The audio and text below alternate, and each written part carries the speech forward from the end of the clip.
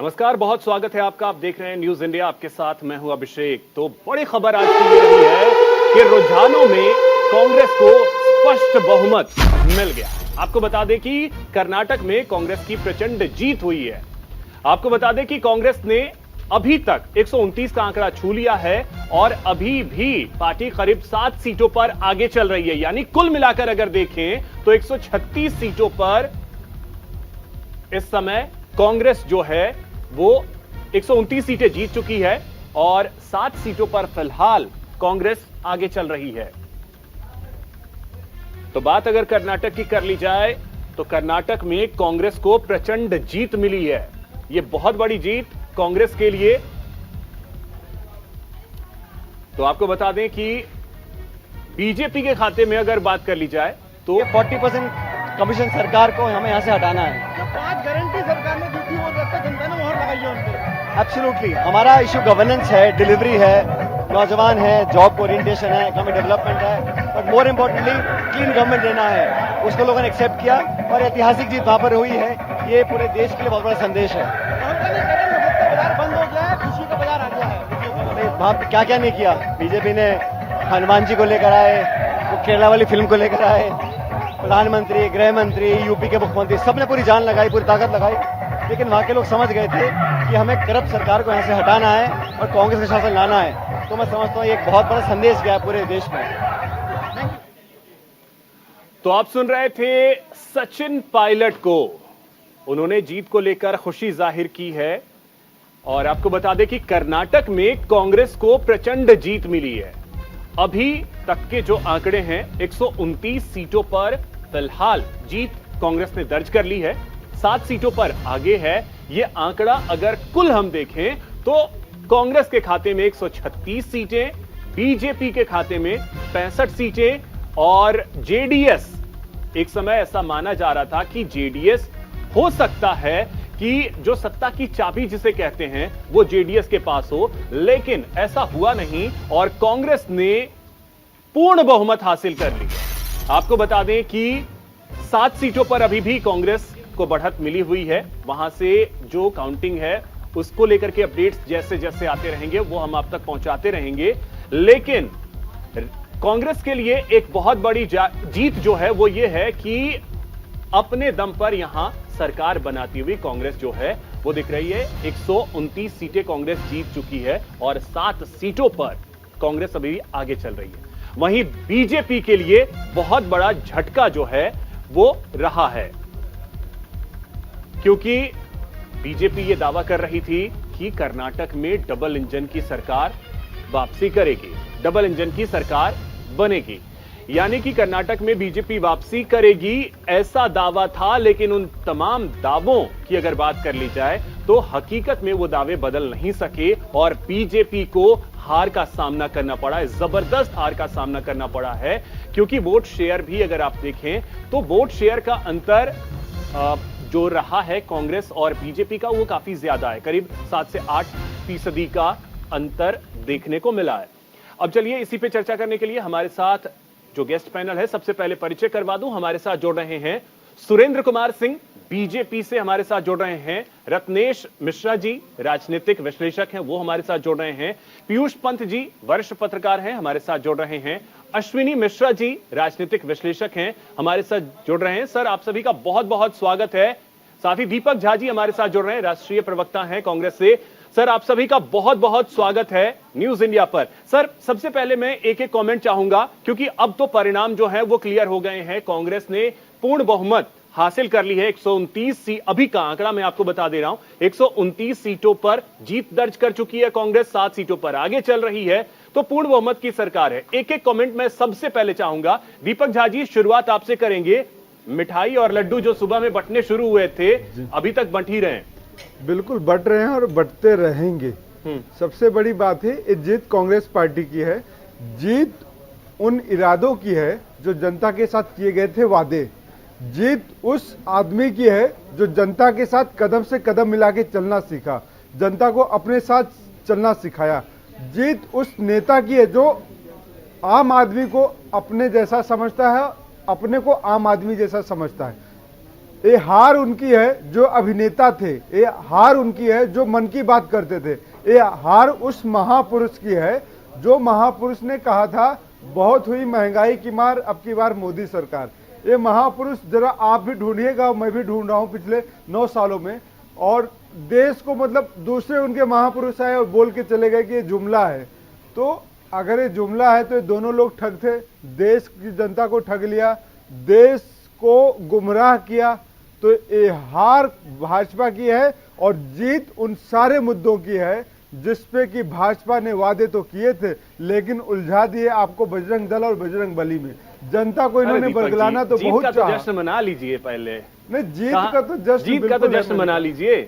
नहीं, जीत का तो जश्न है, लेकिन सुरेंद्र जी इंतजार कर रहे हैं कि मिठाई आप भिजवाएं। हमें अपना वो कर्तव्य भी याद है कि हमने जो जनता से वादे किए हैं, जश्न ज्यादा नहीं होना चाहिए, विनम्रता के साथ जनता के वादों में हमें खरा उतरना है और उस पे हमें काम पे लग जाना है कल से ही। ठीक है सुरेंद्र जी, एक कमेंट अब आपसे।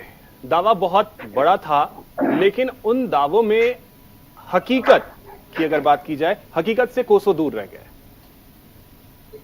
देखिए, सबसे पहले तो दीपक भाई को बधाई, क्योंकि वो ये कह रहे हैं कि सुबह से लड्डू बांट रही और आगे भी बांटते हम रहेंगे।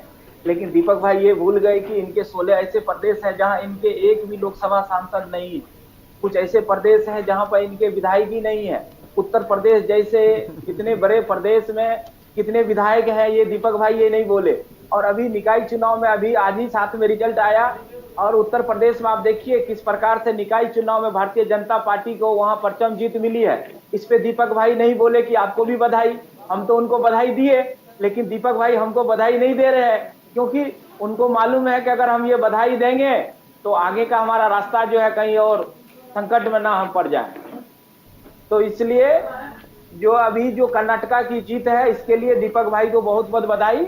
लेकिन जो इन्होंने वायदे वहां पर किए हैं, अब समस्या ये है कि उनके ऊपर ये कितना खरा उतरेंगे, ये आगे देखने वाली बात है। तो वो तो कह चुके हैं कि कल से ही जुट जाएंगे। चलिए ठीक है। नहीं, मेरा एक सवाल है, हम उस महापुरुष का दीपक जी सवाल जवाब देखिए, सवाल जवाब बिल्कुल होगा आगे, वक्त भी मैं आपको दूंगा, लेकिन एक ही कमेंट पहले मैं अपने सारे गेस्ट से ले लूं। रत्नेश जी आपके पास आ रहे हैं, आपसे एक कमेंट लेना चाहेंगे, किस तरीके से देखते हैं कांग्रेस की इस जीत को? रत्नेश जी देखिए, कांग्रेस पार्टी ने ये जो जीत, बम्पर जीत कहते हैं इसे, धमाकेदार जीत। आपने कल अगर मैच देखा होगा तो जैसे सूर्य कुमार यादव खेले थे कल के मैच में, उसी प्रकार आज कांग्रेस पार्टी खेली है। वहां तो सूर्य कुमार यादव के सामने राशिद खान थे, राशिद खान ने तो दिल जीत लिया। आज किसने दिल जीता? अब मैं आ रहा हूँ उसी बात। तो कांग्रेस पार्टी इस बधाई के पात्र है और सबसे बड़े ज्यादा बधाई के पात्र है राहुल गांधी जी की, और जो उन्होंने अपनी एक इमेज को बिल्ड किया है और अब लोग उन पर विश्वास करना शुरू कर चुके हैं। और आगे एक साल में जो भी लोकसभा के चुनाव बाकी है उसके लिए एक अच्छा मौका उनके पास, वो करेंगे। अभी भाजपा के प्रवक्ता बंधु कह रहे थे कि इनको बधाई नहीं दी गई, तो झा जी को भी और भाजपा के भी प्रवक्ता बंधु को बधाई। आपने अलग अलग जगहों पे जीता, लेकिन जो भाजपा के प्रवक्ता बंधु हैं, मुझे नहीं समझ में आता कि इनके हाथ में मर्सिडीज थी, वो निकल गई और ये बेचारे मारुति 800 पे पाके खुश बैठे हुए हैं। एक प्रदेश इनके हाथ से चला गया और ये निकाय चुनाव पे खुश हुए बैठे हैं। इनको सोचने की आवश्यकता है। तो निकाय चुनाव में जो जीत मिली है, क्या वो जीत छोटी है? वो नहीं, बिल्कुल छोटी। देखिए, आप विधानसभा चुनाव से निकाय चुनाव की तुलना नहीं कर सकते। नहीं, तुलना की तो बात ही नहीं है, तुलना की तो बात ही नहीं है। देखिए, तो तस्वीरें लगातार जो आ रही हैं, वो तस्वीरें भी हम दिखाते रहेंगे। तुलना नहीं किया, हमने तो ये किया कि परंपरा जो है उसको निभाने की हमने बात की है। अच्छा, ठीक है। अब देखिए, रत्नेश जी का एक कमेंट हो गया। पीयूष जी, मैं एक कमेंट आपसे चाहूंगा, कांग्रेस की इस जीत को किस तरीके से देखा जाए, खास करके 2024 में जो लोकसभा चुनाव है उसके लिए माना जा रहा था कि कर्नाटक चुनाव बेहद अहम है, खास करके कांग्रेस और बीजेपी के लिए। कांग्रेस ने यहां शानदार जीत हासिल की है, कैसे देखते हैं? देखिए, मैं तो इस जीत को जो है, कांग्रेस की जीत को कांग्रेस के माध्यम से ये कर्नाटक की जनता की जीत देखता हूं, जिन्होंने जो है कि भारतीय जनता पार्टी के एक सांप्रदायिक, क्योंकि पहली बार भारतीय जनता पार्टी जो है एक जो है सांप्रदायिक एजेंडे पे, हिंदुत्व के एजेंडे पे वो चुनाव लड़ी है। शुरू से हिजाब से लेकर उन्होंने शुरू किया था, टीपू सुल्तान और क्या क्या नहीं, लव जिहाद और फिर बजरंग बली, तो वो कर्नाटक ने जो कर्नाटक जो है जो कर्नाटक जो है कि एक रैशनल मूवमेंट के लिए जाना जाता है, जहां कलबुर्गी और पत्रकार जो है गौरी लंकेश की हत्या हो जाती है, उनके लिए उनकी वो वहां के लोगों ने ये दिखा दिया कि उनको जो है कि धर्म को अगर जाति मतलब चुनाव में लाया जाएगा, उसको राजनीति में लाया जाएगा, तो वो उनको स्वीकार नहीं है। ये बड़ा संदेश कर्नाटक की जनता ने दिया है और शायद इसी को राहुल गांधी ने कहा है कि नफरत की जो दुकान है उसको बंद करने का काम उन्होंने किया है और मोहब्बत की दुकान खोलने का काम किया है। लेकिन मुझे लगता है कि जनता यहाँ पे जो है सिरे से नकार दिया है। जिस तरह से देखिए, इतनी उम्मीद नहीं थी भाजपा जो इतनी कम सीटें ला पाएगी, लेकिन हर क्षेत्र में भाजपा को जो है हर जितने छह जो जोन्स हैं उनमें जो है एक आध को छोड़ के उनको उनके अपने ही जो क्षेत्र थे, अपने जोन थे, उनमें भी नुकसान हुआ है। तो ये निश्चित रूप से एक जनता जो वहां की रही है वो प्रबुद्ध जनता नजर आई है सामने, और उन्होंने कहा नहीं, हमें तो जो हमारे मुद्दे हैं, जो तार्किकता है जीवन, जो समाज की तार्किकता, जो वैज्ञानिकता है, उसके साथ जाना है। उसका फायदा कांग्रेस को मिला। अब अश्विनी जी एक कमेंट आपसे चाहेंगे। जी, कर्नाटक का चुनाव जो है हमेशा से ऐसा ही रहा है कि हमेशा एंटी इनकम्बेंसी के साथ दूसरी सरकार को मौका देता है, कि कर्नाटक जो है एक बहुत प्रॉस्परस स्टेट है, जहां पर मूलभूत मुद्दे जो है या तो कास्ट पॉलिटिक्स के होते हैं या इस चीज पे निर्भर करता है कि वहां के लोकल इश्यूज क्या हैं। कांग्रेस का कर्नाटक में चुनाव जीतना किसी भी तरह से राहुल गांधी की नीति या कांग्रेस की नीति से जुड़ा नहीं है। एक बात जरूर है, मुझे लगता है कि कर्नाटक में कांग्रेस ने, राहुल गांधी ने, सोनिया गांधी ने, प्रियंका गांधी ने और शायद बहुत हद तक महात्मा गांधी ने भी काफी मशक्कत की है इस चुनाव के परिणाम बदलने में। रही बात निकाय चुनाव के, भी हमारे मित्र कह रहे थे कि निकाय चुनाव में मर्सिडीज 800 की बात कर रहे थे। अभी हमने कुछ टाइम पहले देखा था, जब गुजरात चुनाव भारतीय जनता पार्टी जीती थी, पूरा नॉर्थ ईस्ट जीती थी, मात्र 37,000 के वोट डिफरेंस अभी हिमाचल जीते थे, तो इनके लिए वो प्रचंड जीत थी। बट अभी निकाय चुनाव उत्तर प्रदेश है, जहां सोनिया गांधी, राहुल गांधी, प्रियंका गांधी सब उत्तर प्रदेश से आते हैं, वहां पर इनका सुपड़ा साफ है और इनको इस चीज का कोई मलाल नहीं है। मेरा ये मानना है कि कर्नाटक का चुनाव जो है वो कर्नाटक तक ही सीमित है, उसका कांग्रेस की आइडियोलॉजी से, नेशनल पॉलिटिक्स से कोई लेना देना नहीं है। और 2024 में, लेकिन 2024 में 2000 सर अपने टर्म पे बोलिए, मैं आपको बीच में इंटरप्ट नहीं किया। लोकसभा चुनाव जीत, लोकसभा चुनाव में कांग्रेस को, मान लिया कि आप भाजपा का समर्थन करते हैं, लेकिन इतना तो मत करिए कि आप राशनल चीजें बोलना भूल जाइए। मतलब आप बताइए एक अभी आप एक मुद्दा बताइए जो आपको लगता है नेशनल लेवल पे हो। मैं आपको उदाहरण देता हूं, आप अपने टर्म बोलिए। सर मेरी बात सुन लीजिए, ऐसे डिबेट कैसे हो पाएगी? रत्नेश जी देखिए, एक मिनट आप बात सुनिए। एक मुद्दा कांग्रेस बहुत बोलती रही है। अश्विनी जी दोनों को आपको रोक रहा हूं। अब देखिए, ये जो तस्वीर है वो कई मायनों में अहम है। आप इस तस्वीर को देखिए। कांग्रेस के राष्ट्रीय अध्यक्ष मल्लिकार्जुन खड़गे, सिद्धारमैया, डीके शिव कुमार, केसी वेणुगोपाल, ये तस्वीरों में आपको नजर आएंगे। साथियों, हेलो, रणदीप सुरजेवाला, वो भी आपको, जो कि प्रभारी है कर्नाटक के, नमस्कार साथियों, गौरव बल्लभ जो कि प्रवक्ता है। आज इस विशेष पत्रकार वार्ता में मैं सबसे पहले कांग्रेस अध्यक्ष श्री मल्लिकार्जुन खड़गे साहब, विधायक दल के नेता पूर्व मुख्यमंत्री सिद्धारमैया साहब, हमारे जुझारू अध्यक्ष प्रदेश कांग्रेस कमेटी श्री डीके शिव कुमार साहब, कौंसिल लीडर डीके हरिप्रसाद साहब, मेरे वरिष्ठ साथी जिनका मार्गदर्शन लगातार हम पर हमारे साथ बना रहा, कांग्रेस, भारतीय राष्ट्रीय कांग्रेस के संगठन महासचिव Shri K C Venugopal sahab, working presidents, AICC secretaries, dignitaries on the dais. Let me take this opportunity to welcome each one of my journalist friends from print and electronic media who's present here in this special press conference. I also thank all the enthusiastic leaders and workers of the Congress party who are present here as part of this special press conference. I assure you, you are on this dais in spirit, if not physically. Today is a historic occasion. Karnataka has created history. Karnataka has shown a new light for democracy, not only for people of Karnataka but for the entire country. ताली आप ना बजाइए, सिर्फ सुन लीजिए, मुझे आपके जोश की मैं कदर करता हूं. From the bottom of my heart, on behalf of my colleague K.C. Venugopal ji, myself and each congressman and women, millions and millions across the country, I want to thank 6.5 crore brothers and sisters of Karnataka, our fellow Kannadigas. This is a victory of every Kannadiga. This is a victory of every voter of Karnataka. This is not a victory of the Congress party alone. Today, the Swabhiman of Karnataka, the brand Karnataka, that has truly won. And I thank our fellow Kannadigas from the bottom of my heart on behalf of Indian National Congress and Karnataka Pradesh Congress Committee. This is a victory also of each and every toiling Congress worker and Congress leader who gave it all to ensure that Karnataka is free from a 40% corrupt government of the BJP, who toiled so that brand Karnataka could be rebuilt and path of progress and prosperity could happen again. I thank each one of our fellow Congress workers and Congress leaders.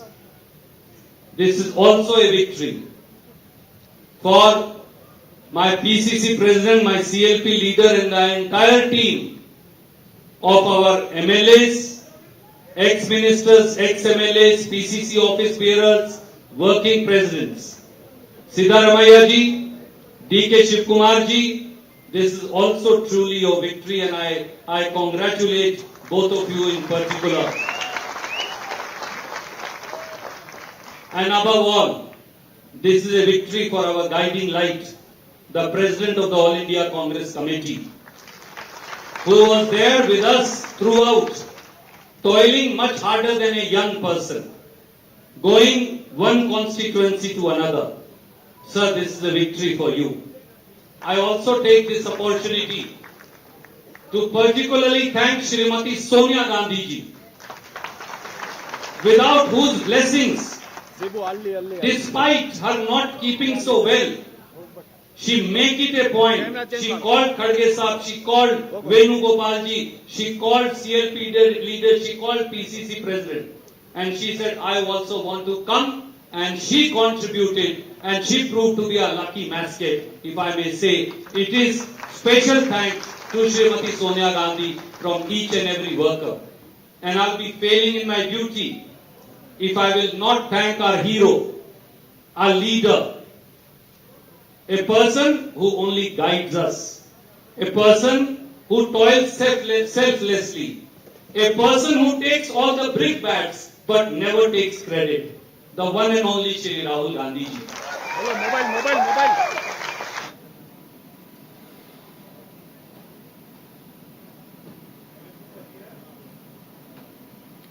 तो देखिए, एक press conference जो है एक तरीके से ये जश्न मनाने की नीयत से ये प्रेस कॉन्फ्रेंस जो है कांग्रेस की तरफ से की जा रही है, जहां पे कांग्रेस के अध्यक्ष हैं, कांग्रेस के कर्नाटक के अध्यक्ष हैं, कांग्रेस के प्रभारी हैं जो कर्नाटक के प्रभारी हैं।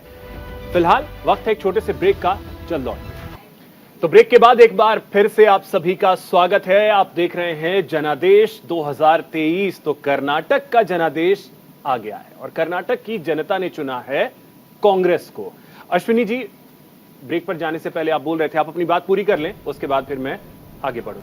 जी, तो मेरा ये कहना है कि ये जो कर्नाटक में चुनाव के परिणाम आए हैं, ये मेजर एंटी इनकम्बेंसी फैक्टर था। इसमें मुझे कांग्रेस की कोई ऐसी पॉलिसी नहीं दिखी जो कांग्रेस की पॉलिसी हो, जो नेशनल वाइड उस पर अप्लीकेबल होती हो। हमारे मित्र ने मुझे बीच में रोक दिया था, शायद वो मेंशन करना चाहते थे वन ओल्ड पेंशन स्कीम की। हमने देखा कि हिमाचल प्रदेश में ओल्ड पेंशन स्कीम का प्रॉमिस किया गया और वो लागू की गई, और उसको लागू करने के बाद इतने ज्यादा खर्चे आ गए कि तुरंत नेक्स्ट डे डीजल के प्राइस 3 रुपए बढ़ाने पड़े।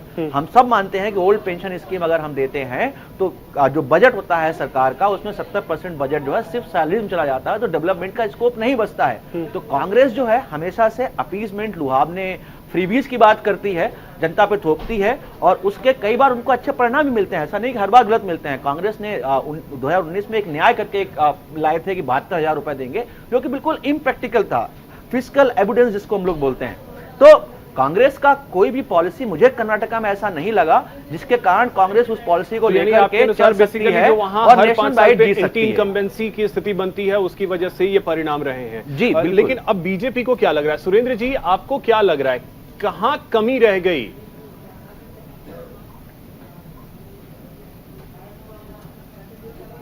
सुरेंद्र जी, आवाज मिल रही है?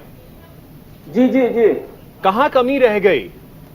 देखिए, अब तो जो होना था वो तो हो चुका है। कमी क्या है क्या नहीं है उसके विषय में तो बाद में, अब वहाँ पर हम लोग के हमारे जो नेता हैं वो बैठक करेंगे, उस पे विषय पे चर्चा होगी। लेकिन ये तो इतिहास है कर्नाटका की, आज से नहीं, ये 30-35 साल पुरानी है कि एक बार अगर आप बीजेपी मौका दिया तो एक बार कांग्रेस को मौका दिया। तो आप तो इतिहास बदलने में महारत हासिल है। बिल्कुल बिल्कुल, आपने जो कहा इतिहास बदलने में माहिर नहीं कहा जाए। हमने जनता के बीच में जाके जो जनता की समस्या है उसको जानने का काम करते हैं और जनता की भला करने का काम करते हैं और देश का विकास करने के लिए और प्रदेश के विकास के लिए जाने जाते हैं, जिसका कारण जो है जनता आशीर्वाद जो है हमको देता है।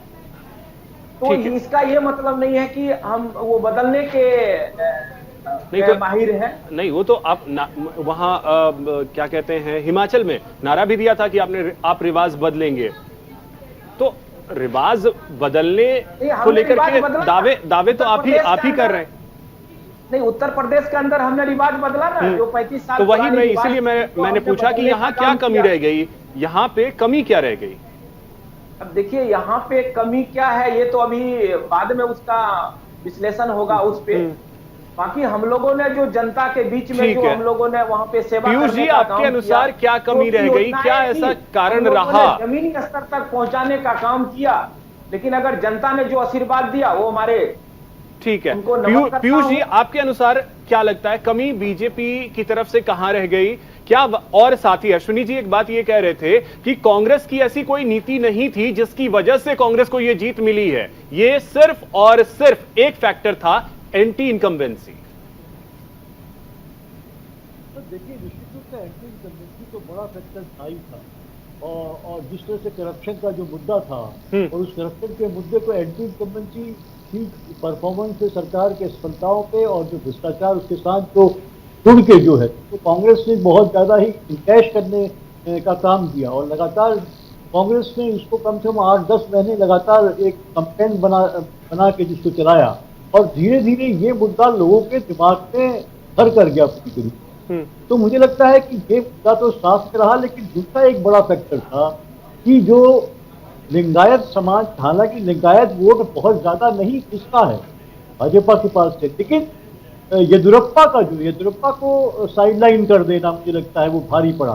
येदियुरप्पा जो है एक काफी कद्दावर नेता है भाजपा की, और भाजपा को खड़ा करने में कर्नाटक में येदियुरप्पा की ही भूमिका है। तो उनको एकदम साइडलाइन कर देना, टिकट बंटवारे में भी उनको नहीं पूछना, और बाद में भले इनको ये कहना पड़ा, इस बात को बहुत देर में रियलाइज किया भाजपा ने, और उन्होंने ये कहा कि नहीं, जो चुनाव है हमारा वो येदियुरप्पा के जो है निगरानी में ही चल रहा है, उन्हीं के अंतर में चल रहा है।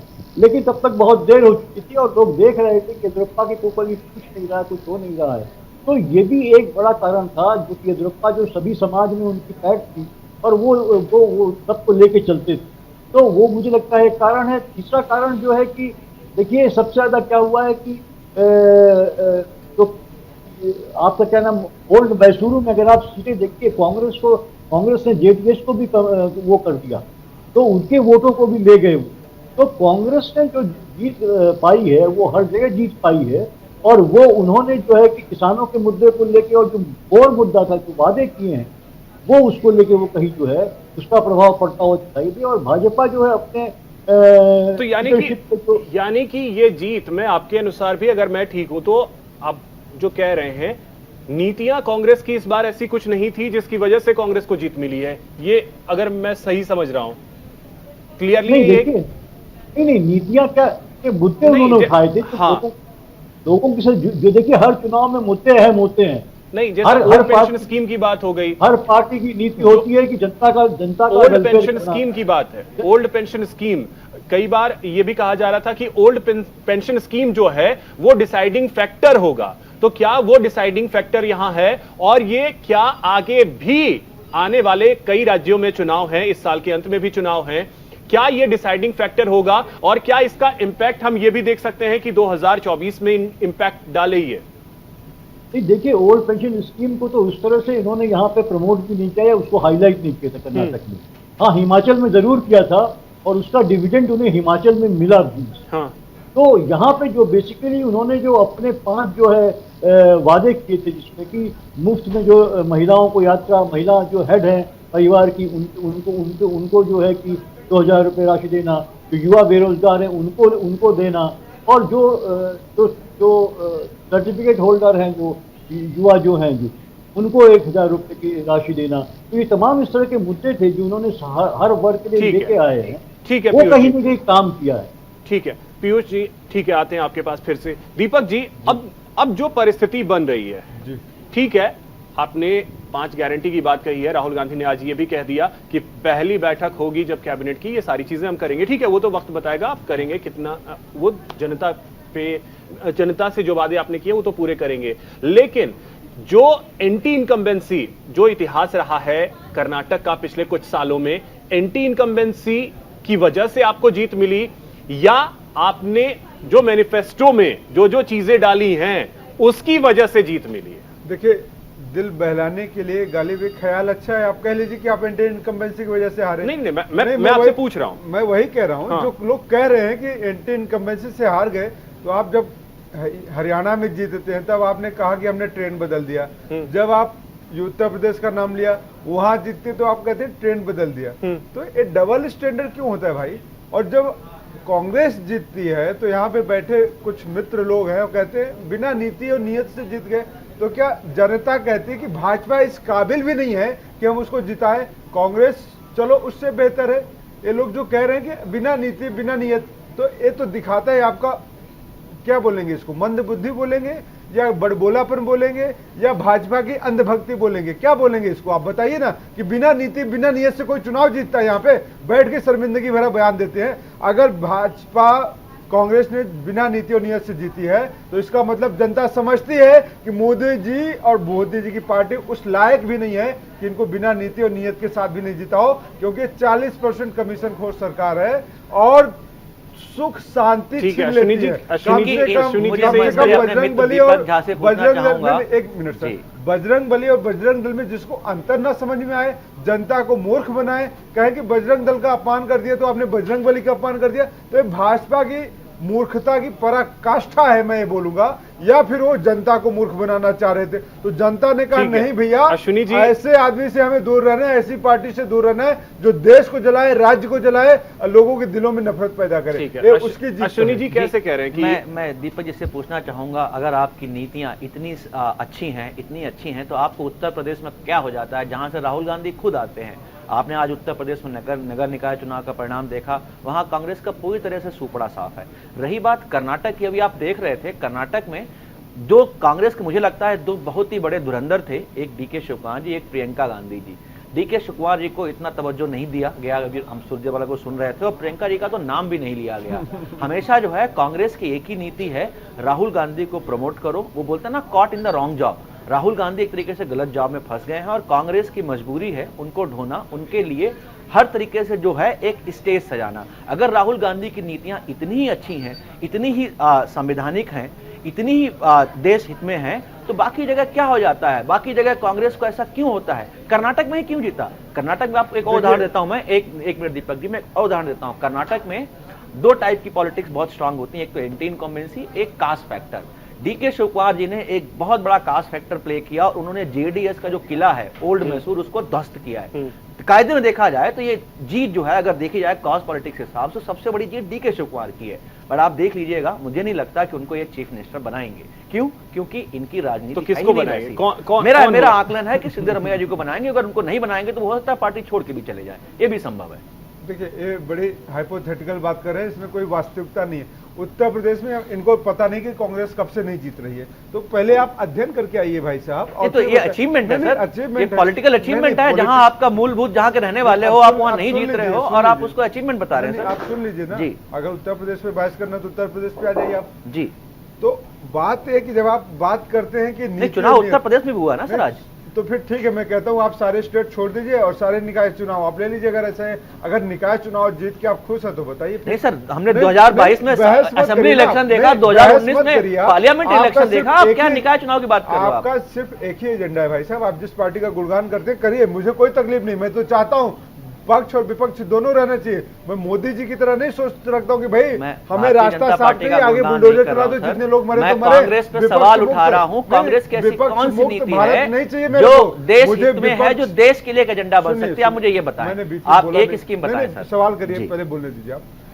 मुझे विपक्ष युक्त भारत चाहिए, मुझे विपक्ष युक्त कर्नाटक चाहिए। मैं तो कहता हूं विपक्ष मजबूत होना चाहिए, लेकिन ये तानाशाह तो नहीं हो सकता ना। मैं मोदी जी तो नहीं हो सकता ना कि मेरे सामने बिल्कुल खाली मैदान हो जाना चाहिए। तो मोदी जी और भाजपा की नीयत है।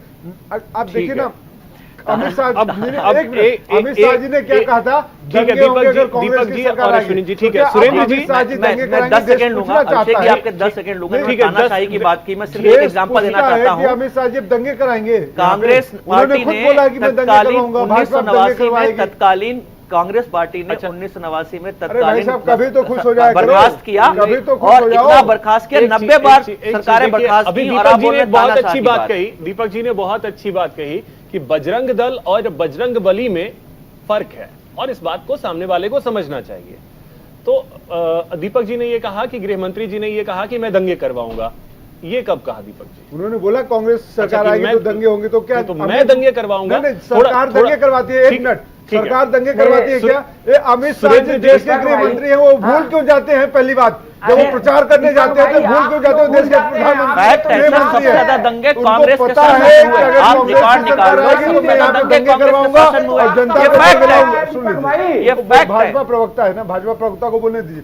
भाजपा प्रवक्ता के भाई साहब आप जरा बता दीजिए, गृह मंत्री कर्नाटक की जनता को डरा धमका क्यों रहते? क्यों उनको कह रहे थे अगर कांग्रेस? सुरेंद्र जी क्यों डरा धमका रहे थे और क्या उसी की वजह से ये परिणाम सामने आए? थोड़ा सा तो अपनी मानसिकता को सही रखें। ठीक है दीपक जी, इसका जवाब सुरेंद्र जी दे रहे हैं। सुरेंद्र जी बोलिए, गरिमा का ख्याल रखें। ठीक है सुरेंद्र जी बोलिए। सब कुछ तार तार कर दिया चुनाव में, आप लोग इतने लोभी हो गए, इतने लालची हो गए। देश के प्रधानमंत्री को सांप बोलना, जहरीला बोलना संवैधानिक है, ये बोलना कि दंगे होते हैं तो असंवैधानिक हो गया। आज भाजपा के ऑफिस से, मुख्यमंत्री के ऑफिस से सांप निकला है। एएनआई ने ट्वीट किया है कि सांप निकला है भाजपा के ऑफिस से। तो पहले भी छोड़ा गया है, भाजपा के ऑफिस में सांप है भाई। ठीक है दीपक जी, अश्विनी जी आप बोलने दीजिए सुरेंद्र जी को। सुरेंद्र जी बोलिए। सुरेंद्र जी भाई, कहां पे माननीय गृह मंत्री जी ने कहा था कि दंगा कराऊंगा? ये तो आपके इतिहास में, आपके परंपरा है, पुरानी आपकी आदत है दंगा कराना, हिंसा कराना, देश को बांटना। एक किसका बयान था कि अगर कर्नाटक में कांग्रेस सरकार आएगी तो दंगे होंगे? किसने बोला था बता दीजिए फिर आप। एक किसका बयान है? नहीं, किसका बयान है? बजरंग बली का अपमान कैसे हुआ कर्नाटक में? एक किसका बयान है? प्रधानमंत्री का बयान है। आप लोगों की बेशर्मी को आईना दिखा दिया कर्नाटक की जनता ने, इसलिए आप चुपचाप रहिए। ठीक है दीपक जी सुन तो लीजिए, सुरेंद्र जी इसका जवाब दे रहे हैं, सुन तो लीजिए। बचाने के लिए इस 77 में आपने क्या किया? थोड़ा सा झूठ मत बोलिए। इस देश की जनता अभी भी झूठ बोलेंगे तो आपकी बात तो साफ हो गया है। सांप्रदायिकता की आपको उदाहरण देता हूं मैं। कांग्रेस जो है केरला में बीफ पार्टी करती है हिंदुओं की भावनाओं को आहत करने के लिए, और आप बोलते हैं आप सांप्रदायिकता की बात नहीं करते हैं। आप बोले अगर आप रिकॉर्ड बताइए कि सबसे ज्यादा दंगे जब कब हुए? कांग्रेस ने तत्कालीन रोक रहा हूं। एक अश्विनी जी ने जिक्र किया कि सीएम जो है वो सिद्धरमैया को बनाया जाएगा। पीयूष जी, आपके अनुसार कौन होगा चेहरा? देखिए असुरी जी नहीं है, ठीक बताएंगे विधायक दल के नेता। अरे दीपक, मेरा सवाल तो है, अब जी। चेहरा तो कोई ना कोई होगा, आप ही बता दीजिए कौन होगा सीएम। नहीं, सीएम विधायक दल का नेता नहीं, बनेगा, चेहरा विधायक वो चुनाव होगा करेंगे। जो यहाँ पे बैठ के हम और आप राहुल गांधी चुनाव नहीं करेंगे ना। नहीं, देखिए, उनको ये चेहरा भाजपा राहुल नहीं गांधी है बनाएंगे। कि सीएम एक राज्य में दीपक 3 जी, बार थोड़ा सीएम सा- बदले जाते थोड़ा सा हैं। समझ नहीं, लीजिए। पुष्कर धामी हारे हुए व्यक्ति अच्छा। को आपने सीएम बना दिया था, याद है नहीं याद है? आपने संविधान को, मर्यादा को पालन किया था, हारे हुए व्यक्ति को आपने सीएम बनाया था। उत्तराखंड में क्या किया आपने? अच्छा, ये संविधान आप बताइए ना। अच्छा, और एक चीज, हिमाचल में आपने क्या किया था? एक चीज, क्योंकि वहां पे धूमल जी हार गए, आपने उनको विधायक दल के नेता आपको पसंद नहीं थे, आपने उनको सीएम नहीं बनाया। तो दीपक दोहरा जी- चरित्र भाजपा का है ना भाई, कैसी दीपक बातें जी, करते हैं आप? दीपक जी और सुरेंद्र जी, सर अब एक सेकंड सर, परंपरा है सुरेंद्र जी, ये कोई एक जरूरी सेकंड। है कि वो हार गए, पार्टी उनको का मौका नहीं परंपरा दिया है जाए। कि हारे हुए को तो सीएम बनाओ। साफ अब सुथरा ठीक है है। सुरेंद्र जी और दीपक जी, अब एक सेकंड रुक जाइए प्लीज, इतना प्लीज ईमानदार था कि वो हार सुरेंद्र गया। जी और दीपक जी प्लीज रुक जाइए। अब पीयूष जी, आपके अनुसार अगर मैं अब समझूं, कांग्रेस के सामने चुनौती तो ये होगी कि चेहरा किससे बनाया जाए, सिद्धारमैया या डीके शिव कुमार या कोई और? हाँ, निश्चित रूप से देखिए ये बहुत बड़ी चुनौती है और इसी में जो है अभी मुझे लगता है काफी चिंतन मनन हो रहा होगा कि कैसे इसको सुलझाया जाए, क्योंकि दोनों का 36 का आंकड़ा है और ये हम लगातार देख रहे थे शुरू में भी जो है जब चुनाव प्रचार हुआ उसके पहले तक ये था कि कहीं ये जो है कांग्रेस का खेल खराब ना हो जाए, लेकिन कांग्रेस ने बड़ी समझदारी से उन दोनों को जो है समझा बुझा के वो चीज जो है कि करने से मना कर दिया और वो समझ भी गए। और लेकिन अब जब चुनाव कांग्रेस काफी बड़ी संख्या में जीत गई है तो निश्चित रूप से दोनों के चूंकि एस्पिरेंट है चीफ मिनिस्टरशिप के और सिद्धरमैया जो है वो ज्यादा उन्होंने ये अपने को अभिव्यक्त भी किया है बार बार जो है इस बात और गुस्सा भी दिखाया उन्होंने दिखाया है और वो मानेंगे भी नहीं। जैसे अभी बात कही जा रही थी कि हो सकता है पार्टी छोड़ भी दे वो, लेकिन मुझे लगता है जितनी सीटें मिली हैं उससे बहुत ज्यादा कांग्रेस को फर्क पड़ेगा नहीं, क्योंकि वोकलिगा ने एक बहुतायत में वोट किया है इस बार जो है और इसलिए डीके शिव कुमार की चांसेस मुझे लगती है। लेकिन वहीं कांग्रेस एक बीच का रास्ता अपनाएगी और डीके शिव कुमार का चूंकि संगठनात्मक क्षमता काफी मजबूत है ये हमने देखा और वो कांग्रेस के लिए जो है कि वो जिसको कहते हैं ना कि क्राइसिस में जो संकट मोचक का काम करते रहे लगातार, तो हो सकता है ये रास्ता चुना जाए कि उनको समझा बुझा के, क्योंकि कांग्रेस के सामने चुनौती ये भी तो और होगी पीयूष जी केंद्रीय कि देखिए मिलाया दो स्टेट ऐसे रहे हैं, चाहे वो छत्तीसगढ़ में हमेशा खींचतान की खबरें आती रहीं, राजस्थान की स्थिति हम सबके सामने है, तो एक स्मूथ सरकार 5 साल चले क्योंकि पूर्ण बहुमत की सरकार है, आपको क्लियर मेजोरिटी है, तो आप जनता के लिए काम कर सके, तरीके से काम कर सके, इसके लिए स्मूथली 5 साल सरकार चले, एक ऐसा चेहरा जो जिसे आपने एक बार दिया हो उसको लेकर के फिर विवाद ना हो, क्योंकि विवाद होते रहे हैं कांग्रेस में इस वजह से, क्योंकि बीजेपी पे सवाल उठते हैं तो बीजेपी सिंपल चेहरा बदल देती है, पूरा कैबिनेट बदल देती है, लेकिन वहां उफ तक नहीं होता है, कोई चीज नहीं होती है, लेकिन कांग्रेस में वो चीजें होती हैं, तो इस वजह से कर्नाटक वो चुनौती होगा।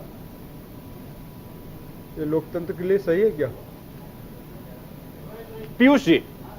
जी, अच्छा मुझसे पूछा आपने? जी जी जी हाँ, बिल्कुल। देखिए आप सही कह रहे हैं बिल्कुल, क्योंकि ये कांग्रेस के देखिए जो कांग्रेस कहती है और कांग्रेस कहती भी खुले रूप में कहती है कि उनके यहाँ चूंकि लोकतांत्रिक माहौल है और हर किसी को आज़ादी है अपने को अभिव्यक्त करने की और कहने की, लेकिन यही लोकतंत्र जो है वो कहीं उनके जो है गले की फांस बन जाता है कांग्रेस पार्टी के, और जो जिनकी महत्वाकांक्षा, तो इसमें दीपक जी ये सवाल भी पूछ रहे हैं कि क्या ये लोकतंत्र है? दीपक जी, तो लोकतंत्र अभी जो स्थिति बनी है, ठीक है, राजस्थान में जो वो सही है आपकी पार्टी के लिए, आपकी पार्टी के लिए मैं पूछ रहा हूं। देखिए एक बात बताइए आप कि मोदी जी सारा कैबिनेट बदल देते, चीफ मिनिस्टर बदल देते, मोदी जी को किसने अधिकार दिया? जनता ने चुना हुआ है। मोदी जी को किसने अधिकार दिया कि हारे हुए व्यक्ति को, जिसको जनता ने नकार दिया, हारे हुए व्यक्ति को आप एक जगह बना देते हैं मुख्यमंत्री, एक जगह आप उसको नकार देते हैं। हिमाचल और उत्तराखंड का दोनों का एग्जांपल लीजिएगा आप, तो उसमें विधायक ने ही चुना ना, वो विधायक ही तो चुन रहे हैं। सुनिए, आप जो बात कहते हैं विधायक दल के नेता विधायक होंगे, विधायक ने चुना, दूसरी बार चुनाव लड़े, 6 महीने तक का वक्त है, चुनाव जीत करके फिर से आए। देखिए आप भाजपा की मजबूरी है, भाजपा को अपने तर्क देने हैं, जिसको कुतर्क बोलते हैं। बात कांग्रेस की जब आप करेंगे कांग्रेस के लिए सौभाग्य की बात है कि इतने सारे नेता हैं, इतने सारे वटवृक्ष हैं जो कि सब कुछ काबिल है, सब काबिल है, इसमें क्या बुराई है? जिसके पास नेता नहीं है, एक नेता उठा के ला दिया, चलो ये लो खंडूरी, ये लो उठा दिया किसी को, वो लोग निकाल दिया, तो ऐसा कुछ नहीं चलता। जो जमीन से उठ के आता है, लड़के आता है, जीत के आता है, तो वहां पे आपस में एक दूसरे के साथ टकराव होता है। अच्छी बात है, मेरिट में बच्चे आजकल एग्जाम देते हैं, पास होते हैं, तो वहां पे टकराते हैं कि भाई मेरा नंबर इतना, इतने पॉइंट से रह गया मैं। तो ये तो कांग्रेस पार्टी के लिए बहुत सौभाग्य की बात है ना कि यहाँ पे नेताओं की कमी नहीं है और काबिल नेताओं की कमी नहीं है।